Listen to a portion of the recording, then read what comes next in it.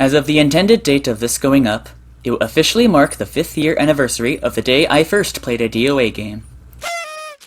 To commemorate this, I'm going to spill some of the knowledge of the franchise that I've gained over these 5 years through something I've had the idea for a while.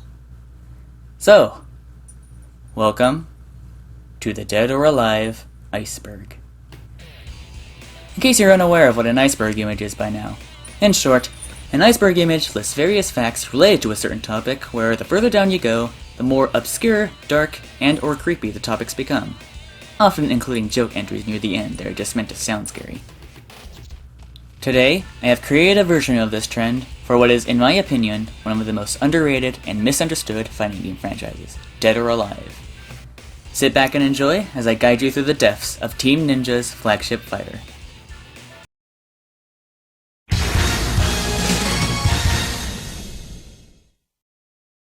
The Triangle System.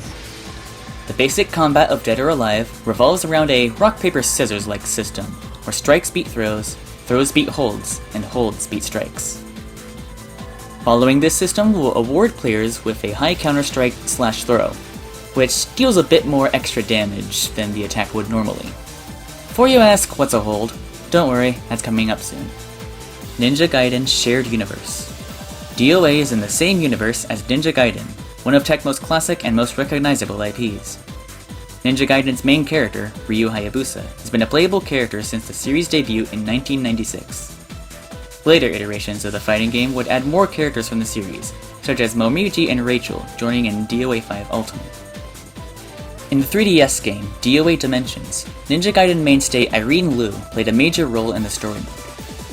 Finally, starting with the Ninja Gaiden Xbox reboot, some characters from the DOA series, namely Ayane and Kasumi, started making appearances, as well as Hayate's sword being borrowed in Ninja Gaiden 3. Holds. A hold is a universal mechanic where you can counter one of your opponent's attacks if you predict what they're about to do. In earlier entries, you could only hold high, middle, and low attacks, but starting with DOA 2 Ultimate, holds for mid-strikes were split into back plus H/4H for mid-punches, and forward plus H/6H for mid-kicks. Certain fighters even have unique, more advanced holds with harder inputs, such as Kasumi's teleport and Lei Fang's parry. There are also offensive holds, which have properties of both throws and holds, where you don't have to worry about an attack beating your throw out. Very few characters have these though, Tina and Bayman for example.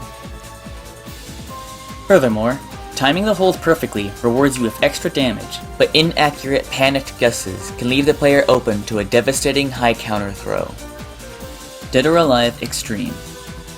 Dead or Alive Extreme is a spin-off series where the DOA girls go on a vacation on an island owned by Zack, on which they could lounge on the beach, play volleyball, go pool hopping, and race jet skis, among other things. The game has become infamous not only due to it being seen as a gravure simulator, but also partially due to the exposure from many popular YouTubers such as PewDiePie, Smosh, and the Game Grumps doing playthroughs of the game. The bananas has gone bad! Despite its reputation, several people have praised it for being a genuinely good volleyball simulator. Interactive stages. DOA has always had unique stages. In the first game, it was just explosive floors that could be used to extend combos, but starting with DOA 2, they start getting more extreme with it, such as multi-tiered stages where you can knock opponents off ledges and continue the fight in a different part of the stage, and objects around the stage that would break or have a unique interaction when fighters are knocked into them. Juggle physics. Of course, the one thing everyone knows about Dead or Alive. DOA 1 was one of the first 3D games to have physics for the female characters' chests. While this has no impact on the gameplay, I guess objectively it was impressive for the time, and it's definitely been a recognizable aspect of the series ever since, for better or for worse. EVO Japan Incident / Core Values. At EVO Japan, during a presentation for DOA 6, 2 Japanese models used the in-game camera to take suggestive screenshots and started imitating the physics of the series.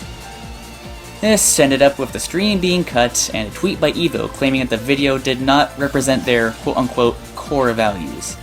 This would quickly be the subject of many memes. Season Pass prices. DOA 5 Last Round and DOA 6 are notorious for having some of the most expensive season passes of any fighting game. If you're somehow unaware of how much they are, go on, take a guess. I'll wait a bit. You have your answer? Are you ready? $90 to $100! The content you get from the season passes is 99% just aesthetic and cosmetic stuff, but the fact that they charge that much for a season pass has caused ridicule from people both inside and outside the community. Tag Mode. Tag Mode is a versus mode where players could choose 2 characters and switch between them at will, as well as allowing up to 4-player team battles. It was a recurring mode from DOA++ all the way until DOA 5 last round. In DOA 6, the mode was unfortunately omitted, officially stated to be due to technical issues with the new engine. Core Fighters. Core Fighters is a free-to-play version of both DOA 5 and DOA 6, having only 4 playable characters but offers nearly all other modes of the game, including online play. Players can choose to purchase only the characters they want without having to buy the full game. For example, say you just want Nico or Ein. You can just buy them for like $3 to $5 rather than buying a full $60 game.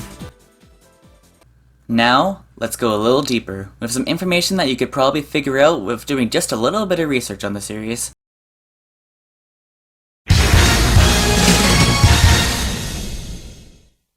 Master. Master, real name Emmanuel Rodriguez, was a former DOA competitive player from DOA 2U to DOA 5, even being the winner of CGS, more on that later, and nowadays serves as the community manager for Team Ninja.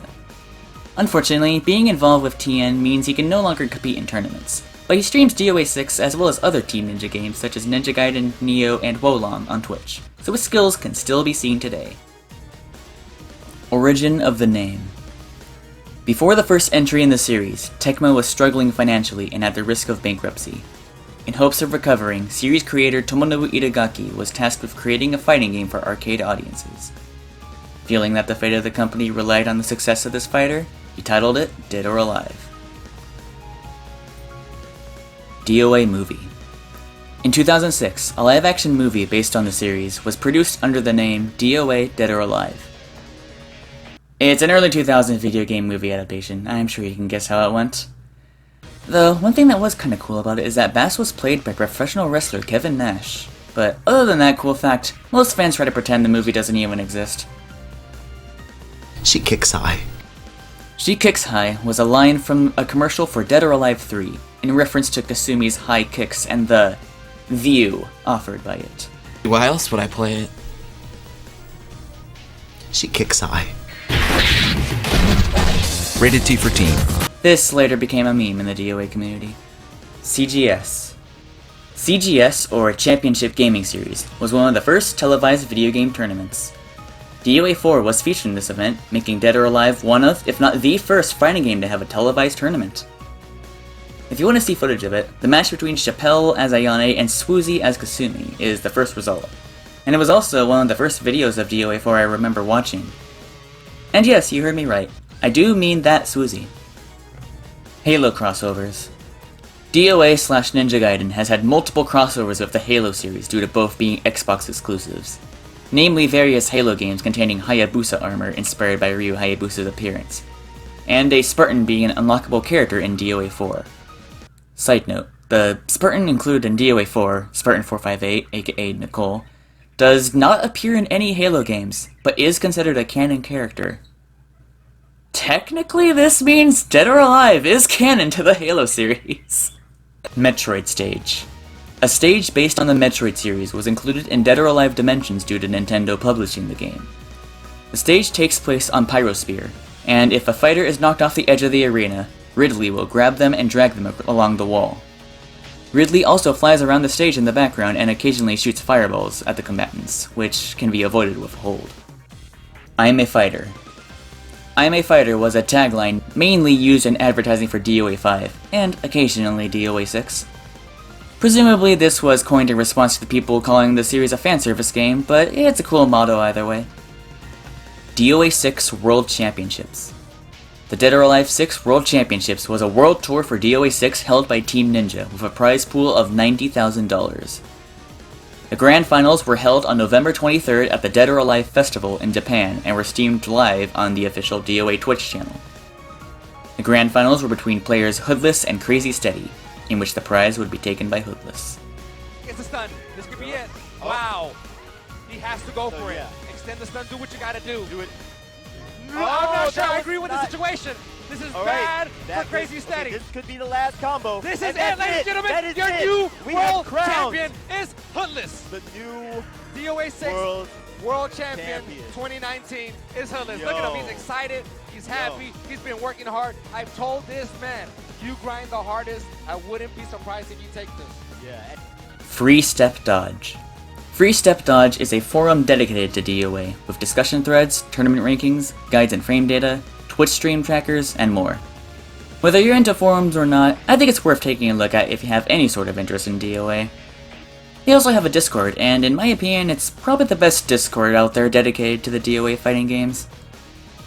Alternatively, Free Step Dodge also refers to an advanced technique in DOA 5 that allowed certain attacks to be animation cancelled with a free step, known as a Free Step Dodge Cancel, which inspired the name of the forum. DOA content creators. Like with any notable series, there are quite a few content creators who either focus on DOA or have made a lot of videos about the series. Here's a brief list of some notable names and some of my personal favorites. From this point onward, we have some facts that you'd most likely only know about if you've either been a fan of the games for a decent amount of time or have gone on a massive deep dive of the series.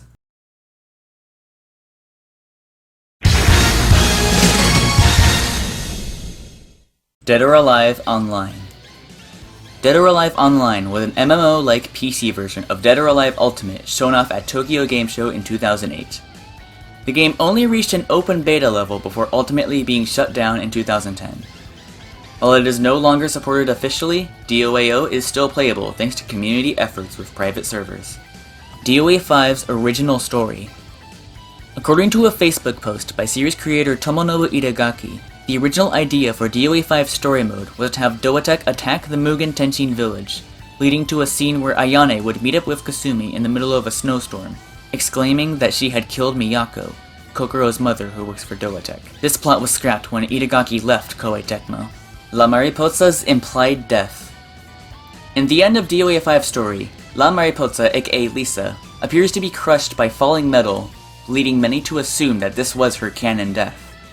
This was obviously completely debunked when she would appear in DOA 6 and its questionable story mode, but the Koei Tecmo Twitter account confirmed her survival before the game's announcement. Kelly. Kelly is an unused character seen in early screenshots of the first DOA game, having a similar design to Adon from Street Fighter, and is one of the 2 cut characters we know of from the DOA series.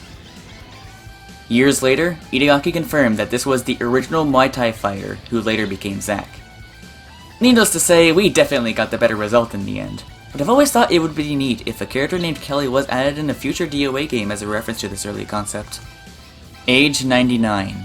From DOA 2 to DOA 4, there was an age meter in the options menu that went from 17 to 99.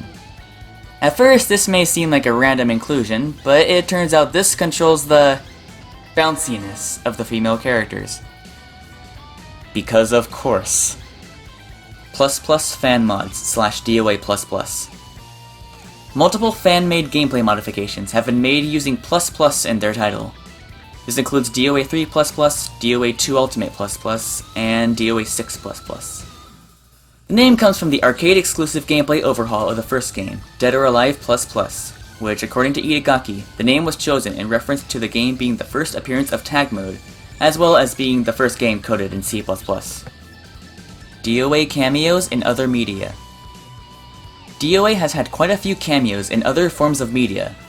For example, in Season 6, Episode 11 of Buffy the Vampire Slayer, a cabinet of DOA 3 can be seen in the background, even though DOA 3 was never in the arcades.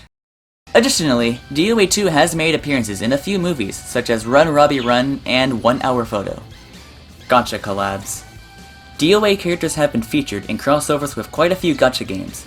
The most significant in my opinion is probably the event with the King of Fighters All-Stars, where Kasumi, Marie Rose, Neo Tengu, and Honoka were playable. Other crossovers include an event in Azure Lane that got a rerun this year, a crossover with the Symphony of Dragon and Girls, and the first one that I remember seeing, 2 crossover events with Shift Up's Destiny Child.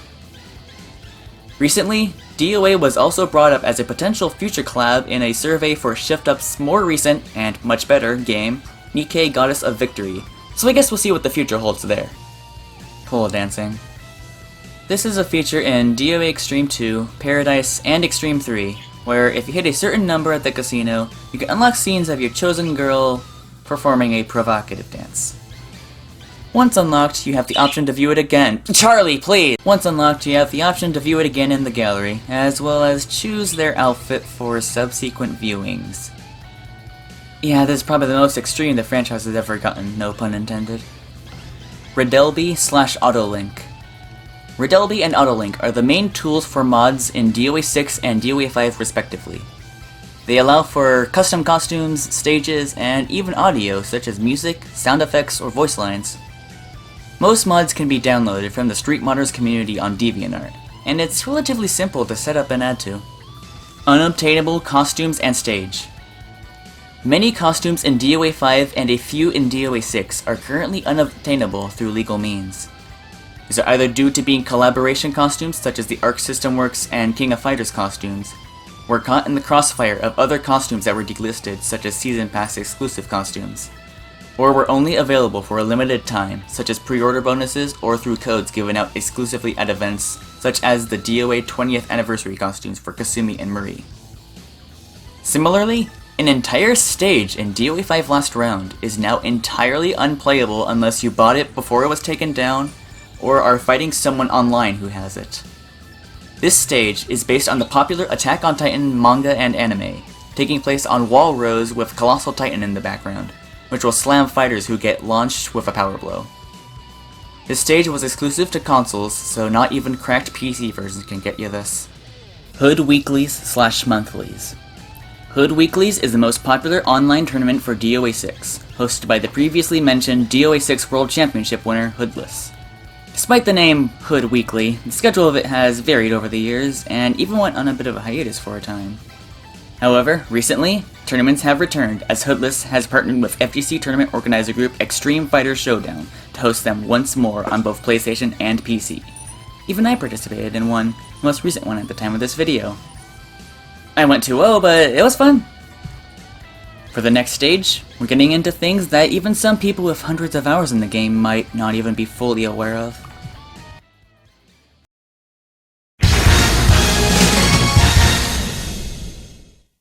Play with a friend, or play with yourself. The lesser-known counterpart to She Kicks High, and in my opinion the funnier of the two, this was a line from an ad for DOA Extreme Beach Volleyball. Play with a friend, or play with yourself. Dead or Alive Extreme Beach Volleyball. Tecmo. 100% games. For hot beaches, there's no power greater than X. I don't think I need to explain the joke. Code Chronos and Project Progressive. These are 2 cancelled Team Ninja games that were advertised on a poster for DOA 4. Code Chronos was supposed to be a prequel story explaining Kasumi and Ayane's past. According to interviews, it was supposed to be an Xbox exclusive action game similar to Ninja Gaiden. However, this game would enter development hell and was eventually cancelled. Parts of the story were said to have been adapted into the iconic CG opening of DOA 2 Ultimate. Project Progressive we know even less about, despite technically having more material for it. Some concept art of it was released, but other than that, nothing has been said regarding what it actually was. With how different the art and character designs look compared to DOA and Ninja Gaiden, I think this could have even been separate from Team Ninja's connected universe. The Ancient Neo Tengu. Neo Tengu is one of the most mysterious characters in the DOA series, to the point that we don't even know her true name, for Neo Tengu is merely a title. In Neo 2's DLC, a boss character known as the Ancient Neo Tengu makes an appearance, being an ancestor to the beautiful and mischievous bird lady we know in DOA 5 and 6. DOA Quest Nico is not the real Nico. This was actually a plot twist to me when I found out. In DOA 6's quest mode, it appears that Nico serves as a sort of operator for the mode. However, if you beat Nico's hard challenge, they will reveal that the Nico you see is in fact just a customer service operator that looks the same as Nico. I only found out about this because of a Twitter post by Ultimate Ivanov, and it was a genuine plot twist to me at the time. Kasumi, Ayane, and Hayabusa costumes in Tecmo golf game. Super Swing Golf was a Wii port of Entrivesoft's golf game, Pangya, developed by Tecmo in 2006. Due to Tecmo making the game, a costume based on Kasumi was included that the player could dress their avatar in. In the game's sequel a year later, costumes based on both Ayane and Ryu Hayabusa were also made available. DOA Pachinko Machines. There are 2 Pachinko machines based on the Dead or Alive series, one based on DOA 4 and one based on DOA Extreme 2, despite both 5 and X3 being out by the time. While I was initially filled with despair upon learning this, as I thought it meant DOA was going down the same path as Metal Gear and Castlevania, do not fear, these were released before DOA 6. Character last names.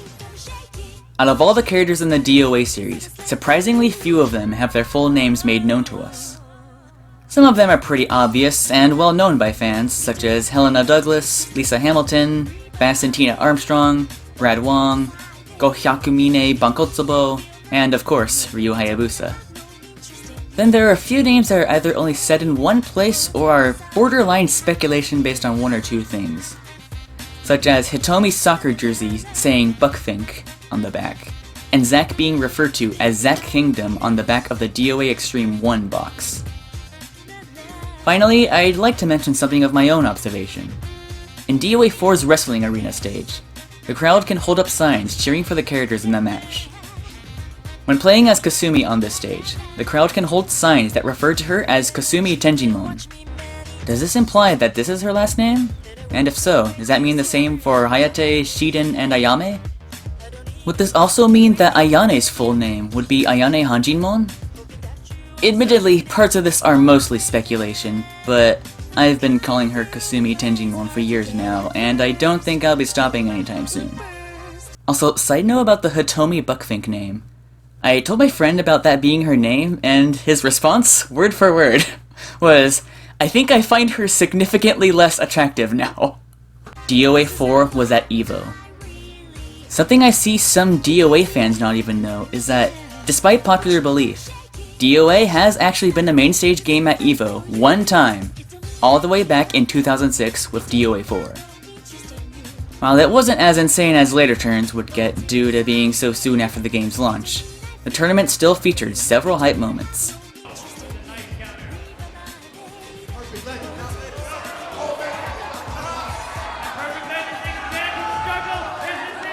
If you still know all the stuff mentioned from this point on, it's clear that you've been around DOA and or its community for a while now.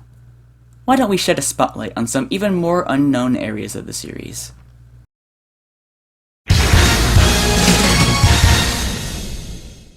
Dead or Alive Universe. Dead or Alive Universe is a fan-made series of mini-stories aiming to fill in the gaps in the DOA timeline. They have several stories focusing on different characters, from the popular yet mysterious Nico, to the less talked about figures such as Lauren. Obviously, these are non-canon fan interpretations, but they can be fun takes on how unexplained parts of the DOA universe, would work. They have a website you can visit containing a library of each story they've written, accompanied with high-quality cover art. Honoka Salad. Unfortunately, this is one of the ones I'm the least knowledgeable about, as I can tell it was a very you-had-to-be-there moment. But I think I have a general idea of what this is. Back when Honoka was revealed for DOA 5, some people on Free Step Dodge were discussing her, and someone meant to say she looked pretty solid, but apparently typo/autocorrect shenanigans led to them instead saying she looked pretty salad. This isn't a major meme in the community per se, but I've seen an occasional reference to it over the years. Coincidentally, I have always called characters like Honoka move salads, so it actually kinda fits. Indian Belly Dancer in DOA 2. Remember when I said Kelly was one of 2 cut characters we know of in the series? Here's the second, except this one we don't even have a name for them. As discovered by Ryu Hayabusa, In the files of DOA 2 exists animation data and model of an Indian belly dancer character, only known internally as India in all caps. Unfortunately, very little can be ascertained from what little remnant of her exists, although some of her motion data was able to be ported onto other characters, so at least we can take a slight glimpse at how this character would have looked.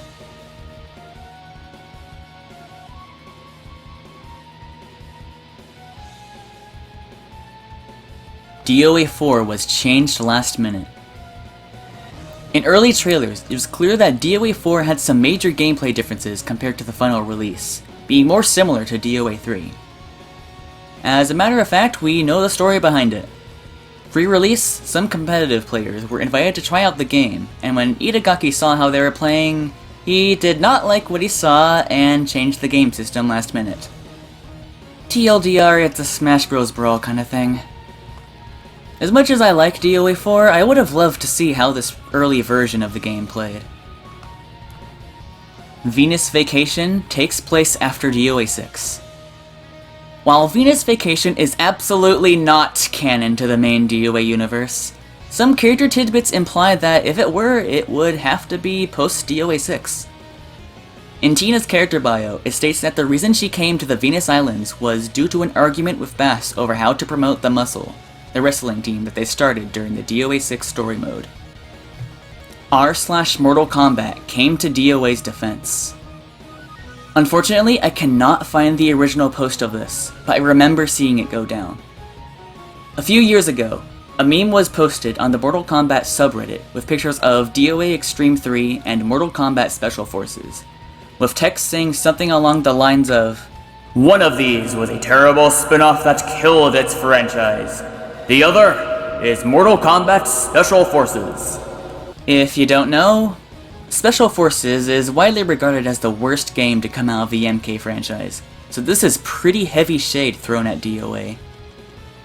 However, to my surprise, the comments in reply to this were actually in defense of DOA, ridiculing the OP and calling them out for unnecessary hate towards an outside franchise. It was kinda nice seeing a community for a bigger fighting game franchise stand up for us for a change. DOA Melty Blood Community Overlap. While not as major as his entry title may make it seem, I personally have noticed that quite a few DOA players coincidentally also play Melty Blood, an anime fighter by French Bread based on the Tsukihime series by Type Moon. Specifically, this seemed to happen with the release of Melty Blood Type Lumina in 2021. Where I noticed that a lot of people on my friends list that I found through DOA, as well as competitors with a background in the game, answered the call to hop on Melty. Most notable of these is So Sick Nashfan, a former DOA player who has gone on to be a pretty strong Maids player. Now, we've gotten pretty deep into the franchise, but sometimes, the deeper we go, the harder it can become to stay positive about something we love.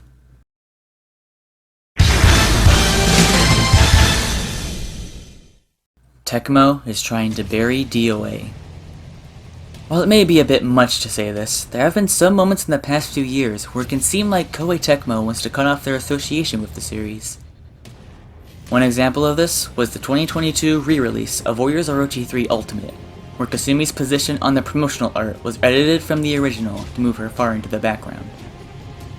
Additionally, DOA games are often given incredibly low amounts of screen time during Koei Tecmo's sales promotional material, and some even hold the theory that DOA 6 was intentionally under budget in order to smear the name of the franchise. However, this falls apart, because why would they include the ancient Neo Tengu in Neo 2? Why would they put a Marie Rose costume in Fatal Frame? Why would they sponsor the EVO Japan 2023 side tournament, and so on? Well, yes, the series isn't in a great place right now. It's a bit of an overreaction to say this as a fact. DOA X tainted the main series. While DOA's reputation as the Coomer game has always kind of existed, the Extreme series cemented the idea that it was solely focused on the females forever. It's even gotten to the point that some people don't even know that DOA started as a fighting game series, and I personally have had more than a few people ask me, "Isn't Dead or Alive that one booby volleyball game?" On the other hand, the idea of seeing the girls that they previously saw shaking their tits and pole dancing suddenly beating the crap out of each other is a premise that would potentially attract some people who only knew Extreme first just for the humor of it. But the notion of it just being a joke, sexy game is still there. Would things be different if Extreme was never released? Or is Extreme's existence a necessary evil? Considering Venus Vacation is currently the most profitable thing for DOA, I can't deny that it's probably the main thing keeping the series alive at this point in time. Alleged incestuous themes.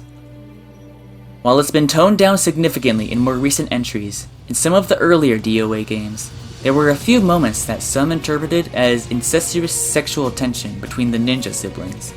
Most notably, Kasumi and Ayane's borderline obsession with Hayate that was extremely apparent during the Itagaki era. However, there's nothing concrete that 100% confirms this supposed lust, so it's more likely that this was just them holding a deep respect for their brother. It's definitely had some kind of impact on a certain other kind of DOA content though. On a related note, Marie Rose on I Came Top 100. Do not research. Wow, I really have to choose my words carefully for this one. The I Came Top 100 is a sort of leaderboard on the adult website that goes by the title R34. This is a list of characters who people have done their business to the most. And as you can guess from the section title, Helena's loyal childlike maid is a member of this elite group. And I would prefer to move on from this as soon as possible, so please don't look this up. Itagaki is a crypto bro. I wish this were a joke entry, but we haven't gotten to that point yet. But yes, in 2022, Itagaki revealed that he was working on an action game with implementation of cryptocurrency and NFTs. Naturally, this was met with immediate disdain from both passersby and especially people who were longtime fans of his work. Spectator rollback. DOA 2 Ultimate has the prestigious honor of being the first 3D fighter with rollback netcode. There's just one problem though. It's only used for when spectating an online match. So close! We were so damn close! Negative guard breaks. As much as that phrase sounds like an oxymoron, unfortunately, yes, some guard breaks in DOA can be punished. As you may know, for the past 5 years, I've been a mega simp for this franchise. But even I can't deny that this is a really stupid mechanic that I hope will be done away with in a potential future entry. I've heard some people say that it can work as a knowledge check, and I guess? But the phrase negative guard breaks gives you the same feeling as when I heard about that one move in Fate Unlimited Codes that does more damage when blocked than when it hits. Amoeba Bed Fetishist. On the main DOA subreddit, there's a user who constantly posts about the amoeba bed scene from DOA 2, which showed the creation of Kasumi Alpha, the very first Kasumi clone. Their posts are not only frequent, but sometimes repetitive, reposting screenshots, fan art, and even the model. Now, I don't know if this obsession is the result of some sort of fetish, a really specific hyperfixation, or just a troll. Most like the first thing though, let's be real. But it's gotten to the point that their posts are either quickly deleted by mods or met with annoyance from those brave enough to reply. And it doesn't just stop there, because I myself may have had personal interactions with this user. Someone without a profile picture has sent me DMs on Twitter that link to some posts about the machine, including links to the amoeba person's post! Like, look, when it comes to people and their fetishes, I don't care what gets you going, as long as within legality, of course. But don't annoy other people about it! Anyways, speaking of legality, Kasumi and Ayane were underage. You heard that right. The two flagship females of the entire DOA franchise were at one point below the age of 18. Up until DOA 5, Kasumi was 17 and Ayane was 16. And believe it or not, it wasn't just them. DOA 4 saw the debut of Kokoro and Elliot, who were also below the bar. As said, this was undone thanks to the time skip between DOA 4 and DOA 5, a relief for both Tecmo's PR team and fans of those characters, but it does cast a bit of a shadow upon the pre-5 era.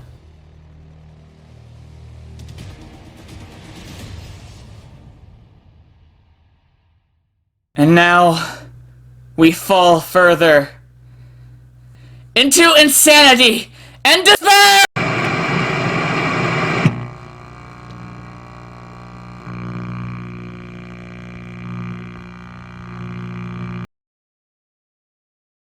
Sorry for the interruption.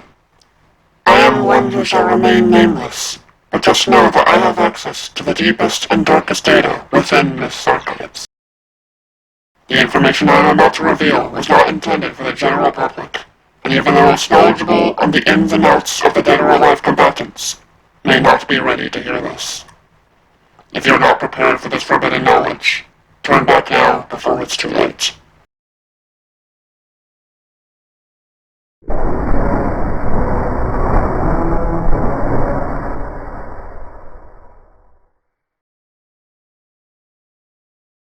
Kasumi is the Messiah. Tell me if this sounds familiar. A lone individual traveling through the wilderness alone as others follow them, tormenting them day after day, never allowing them a chance to rest. This sentence summarizes the tale of the 40 days that Jesus Christ spent resisting Satan as he tried to get him to fall to temptation. However, it also applies to the situation that the Kunoichi of Destiny went through during the events of the first 4 Dead or Alive tournaments. Furthermore, it's no secret that Kasumi seemingly holds little to no ill will to those who wronged her, practicing forgiveness even towards the assassins who came for her head, and puts literally everybody else before herself. She also dislikes violence, has no record of feeling sexual desire, and rejected the offer to ascend the throne of the Mugen Tenshi. While it is indeed hasty, some of Mist's researchers hold the theory that Lady Tenjinmu may in fact be the second coming of our Lord and Savior. If we follow this theory, this would in fact imply that Ayane will be the prince or princess of darkness in this situation, or alternatively, the Antichrist. Coincidentally, she was easily possessed by Bankotsubo during the events of the second tournament, implying that darkness resides within her heart. With that said, all of this is mere speculation, and more investigation is required before any concrete conclusions are made. Nico's true identity. As you may be aware, the moniker Nico is merely a codename for the lead scientist behind Raido's resurrection.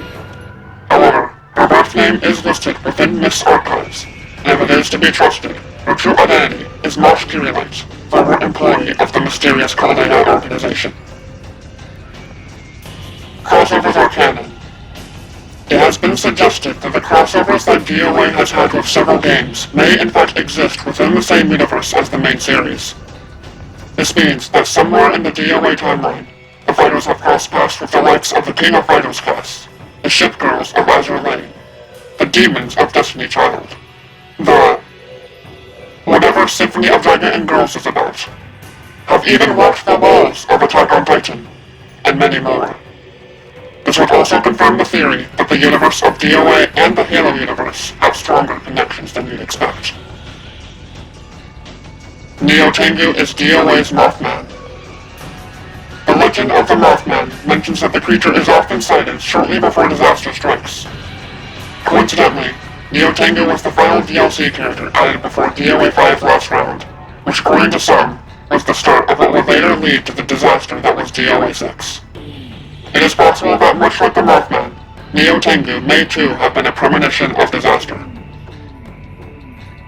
The owner is behind everything.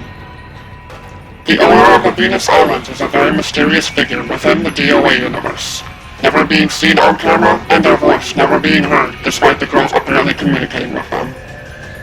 Through careful examination, it has been determined that the one that they affectionately refer to as Oma-san is not exactly human. Instead, they are something more. An entity even more terrifying than even Donovan, Bankotsubo, or Alpha 152. And perhaps have been orchestrating the events up to this point. whenever they are planning to do with the girls who come to the island that they manage to coerce into staying there. It cannot be good. The real Dead or Alive. In early 1996, a real martial arts tournament under the name Dead or Alive was set to be held in Japan. This tournament prided itself on how it would incorporate environmental hazards in its arenas to encourage the combatants to take advantage of their surroundings. A punishment system was also planned for those who lost their first match, where viewers would vote using money to choose a costume that they would have to wear during their elimination match. Whether it be funny, provide advantages or disadvantages, or even sexy. However, just before the event would have been revealed to the public, an accident occurred that left all the would-be competitors comatose. In a desperate attempt to recoup costs from their preparations, the tournament organizers approached Tecmo to make a fighting game based on the tournament's concept. With the exception of Ryu Hayabusa, the playable characters in Dead or Alive 1 are inserts of the competitors from this tournament. However, Kelly was removed due to the discovery that the real Kelly had a history of drug abuse.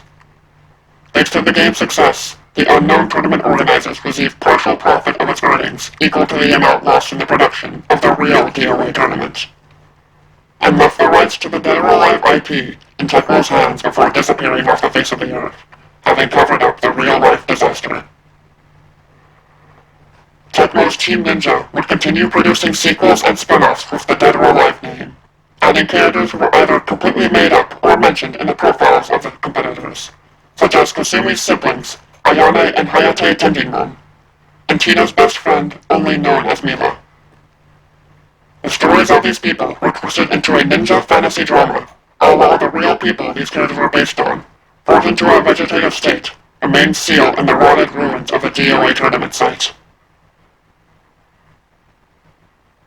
Even decades later, the original tournament still influences the games, as the concept of paying money for costumes was adapted into the DLC costumes of Dead or Alive 5 and Dead or Alive 6. Even now, some members of Team Ninja wonder about the status of the competitors. A horror story told around the office suggests that the tournament's poster girl, Kasumi Tenjinmon, regained consciousness and is seeking out the tournament organizers who abandoned her, and eventually Tecmo itself for profiting off the likeness of herself, her friends, and her family. She's still out there somewhere, endlessly seeking to avenge the fallen, even as she nears her 50s. Perhaps she's already made progress in that search. Is Tecmo's supposed decrease in support of the DOA series, as well as the slow introduction of Marie Rose and Honoka as the new faces of the franchise, a part of a deal with the real Kasumi to phase out the original roster, who are inserts of real people? Who's to say that she'll stop at that? Maybe, just maybe. She also plans to go after those who are fans of the fictional, dramatized depiction of the younger Kasumi. But now I'm getting ahead of myself. All of that is merely a rumor anyway.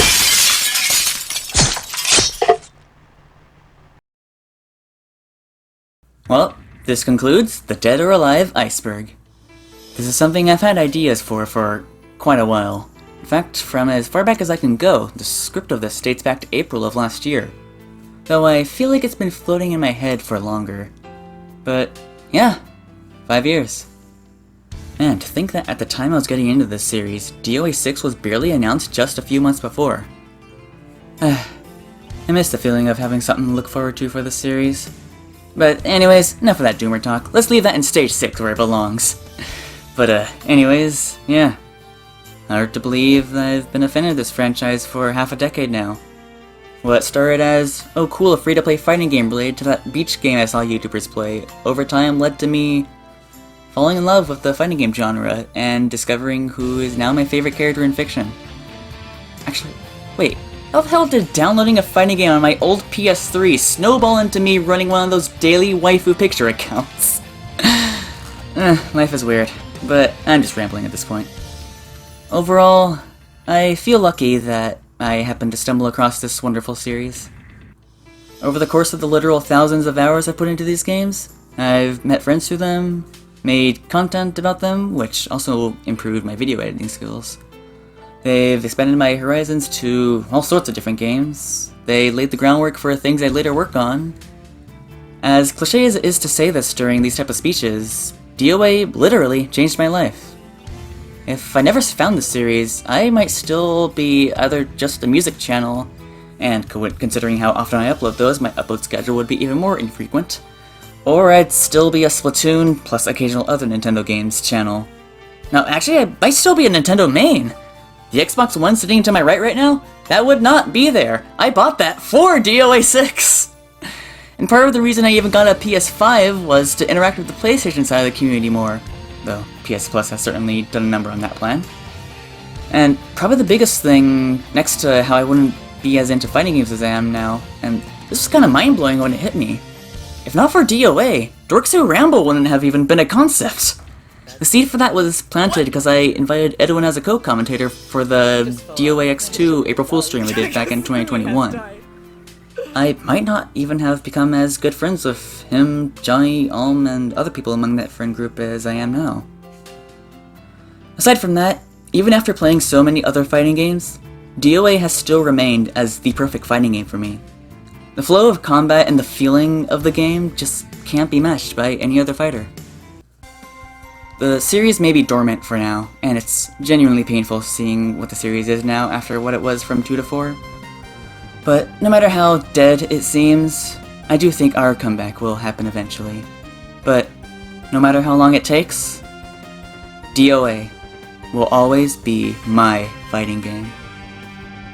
So, thanks for watching this behemoth of a video, and enjoy the rest of your day. Farewell!